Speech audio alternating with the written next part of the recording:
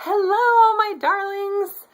I have decided that since I have not been on and I haven't really been doing videos, that it's time to tell you a story that I've been saving up for you for a special occasion. Because it's a hilarious story that cracks me up every time I tell it, and I'm sure it will give you giggles. So this is your little treat for being such good little boys and girls and hanging out and waiting for me on my channel to do more videos. So, gather around and get comfortable, because this is the story of when I tried to have a seance and instead almost lit my apartment on fire.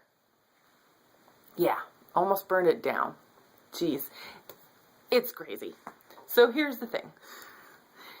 This is probably back in my early to mid-20s when I was hanging out with the best friend at the time who had a little girl.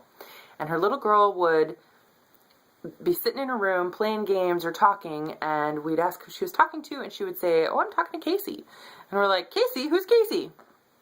And we didn't know anybody named Casey. She didn't go to school with anybody named Casey. She had no little playmates named Casey. We had no idea who Casey was. So, of course, being the open-minded folk that we are, we decided that Casey was a ghost. So, this was also around the same time that movie EVP came out, starring Michael Keaton. I think that's it. Yeah, Michael Keaton, you know, Beetlejuice guy. And so EVP was all about how ghosts can send messages through electronic devices and through voice recordings and video recordings and, you know, camera film, things like that. And so even though the movie was not that great, we didn't think, we, of course, were very interested in this because we totally believed in ghosts. And, yeah, so we jumped right on that bandwagon. And so probably, I don't know, a week or two after we saw that movie, of course, I mean, this all just lines right up, right? So a week or two after we see this movie, my friend gets a call on her cell phone. And lo and behold, it is only 6 digits long. Weird. So she answers it, and she hears, and she says, "Hello?" And she hears, "Hello?" And so she looks at the number again and she says, "Hello?" And she hears, "Hello?" And so the call drops after the second time the voice said hello. It was like a staticky woman's voice. Call drops, and you know, the 6 digits that are on her screen, they don't look like numbers from any phone number she recognizes. So she hits send to try to call the number back right away. And, of course, the call won't go through. It's only 6 digits long. Has to be 7. So she starts adding, you know, numbers 0 through 9, starts adding digits to the phone number, trying to get it to go through. And she could not figure out who called her. Couldn't, you know, all the numbers she tried, she could not figure it out. Most of them didn't work or were disconnected. So, of course, we decide that, well, it's got to be the ghost trying to get a hold of us. It's got to be Casey. And I failed to mention that earlier that year, a person had been shot in the apartment complex, had been killed by their roommate or something. I don't think the person's name was Casey, but we decided it, you know, had to somehow, it's all related. Everything's related, of course. So, we get the brilliant idea that the spirits are trying to contact us. They're trying to get in touch with us, and we should make this happen. So let's have a seance, we decide. Because that's a brilliant idea. 2 people who know nothing about anything to do with spirits or anything like that, we're going to go ahead and have a seance. Brilliant. Just freaking amazing. So, we go on to Google, because Google has the answers for everything. Oh, Google! And we go onto these websites. It's like Seance 101, you know. Just a bunch of BS. But we go on there and we're writing all this stuff down. We're taking it very seriously. You know, all these things that we have to do. And so one of the things it says is that it has, when you conduct the seance, you should be sitting at a wooden table because wood conducts the best energy, which is true. So we then decide to do it at my apartment because I'm the only one who has a wooden table.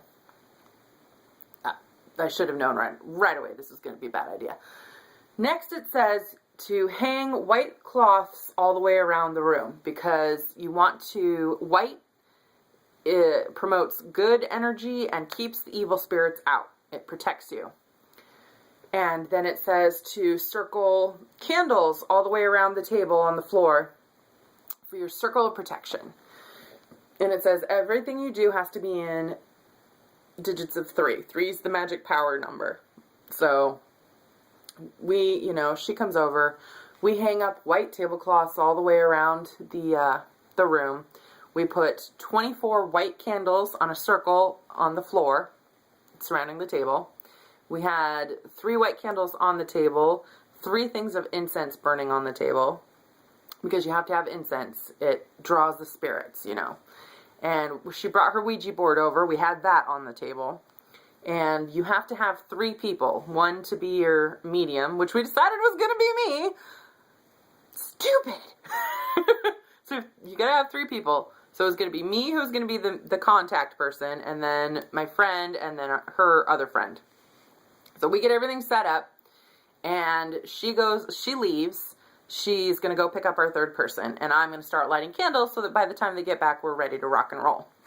And it's a nice summer day, so she leaves my apartment door open and just closes the screen door so that the air can, come in and out, and it's wonderful. And I'm lighting candles. I'm in a good mood, lighting 24 candles around the thing, setting them on the floor in a circle. And suddenly, a mysterious wind whooshes through the screen door into my house, and boop, over goes the candle, into the next candle, boop, boop, boop, boop. 24 candles fall like dominoes. And they're all lit. So, whoosh, up comes fire, 3-foot-high flames from my carpet.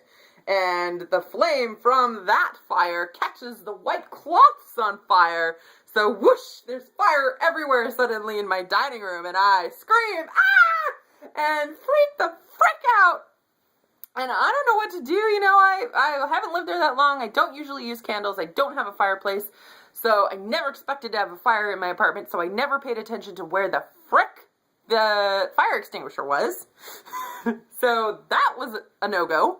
So I'm like tearing down the white cloths and jumping on them and stomping on them and like trying to get the candles up and, try to put them out, but there's flames everywhere. And I noticed that there is clean Tupperware in my sink from the night before when I had done dishes. So I run to the kitchen, I turn on the sink, I just leave it on, I'm grabbing Tupperware and I'm filling it with water and I'm running from the kitchen to the dining room and dumping water on the flames. And, all while this is going on, my windows are, my curtains are up so people can see in my windows. My door's open. People have got to be hearing me scream and shit. Nobody from the apartment complex stops by to see what's going on. The fire alarm that's outside never sounds off. And like I said, there's 3-foot flames spouting up from the floor. My smoke alarm's going off. I'm screaming like a little girl.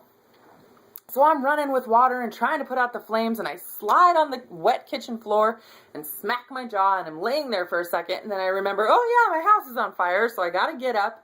And I decided at that time that the smoke alarm is driving me crazy, so I'm trying to rip it off the wall when my friend calls me and says, I've almost to, so-and-so's house, and we'll be there soon, do you need anything? And I said, my house is on fire, the seance is off, just don't pick her up, click. So later my friend tells me that as soon as I got off the phone, she started cracking up because, only in dire times of emergency do your best friends laugh at you. And so all the way back to my house, at every stoplight, she just would sit there and think about it and go, she said people that on her way back to my house, people were probably thinking she was crazy. She was just laughing for no reason. So, yeah, that's a best friend for you. But, so, she heads back. I get the smoke alarm off the wall. I finally get all the flames put out.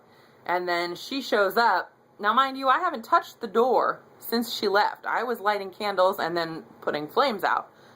She tries to open the door, and the screen door is locked. I have to go over there and let her in because the screen door is locked. So that we thought was very interesting. It was the ghosts.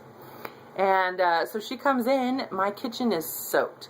My dining room floor is soaked. I have candle wax from my ankles up to my knees stuck into my pants. My eyebrows are singed. My eyelashes are gone. My bottoms of my front of my hair was singed. Yeah, it was crazy. There's like tattered pieces of tablecloth on the floor, burnt in balls. There is candle wax everywhere in a circle on the floor. But the circle of protection worked because there was no fire like singes or burns anywhere on the cabinets, on the walls. There's no smoke stains on the paint. The furniture was completely intact. There was no singe marks. Everything was fine. The only thing that was singed at all was the burn marks in the circle where the candle was. So there was like a perfect brown burned circle, and other than that, nothing else was burnt. So the circle protection worked. But I told her, you take that Ouija board home, it's going to be a long time before I ever try to use a Ouija board again. I said, the spirits contacted us before we contacted them, and they don't want to talk to us right now. So, I've not tried to conduct a seance since, let me tell you what. But it was pretty hysterical. So that is the tale of when I tried to have a seance and instead almost burned my apartment down. I hope that you find it as hilarious as I do. Because, yeah, we still both crack up about all the time over it. And, like, when I go to parties and people start drinking and getting serious about politics and religion and stuff, I break out the seance story and it gets everybody laughing again. Because, yeah, I'm a dumbass. Anyway, I love you guys. And I hope you found this to be funny. And I will be posting more videos soon. Blessed be.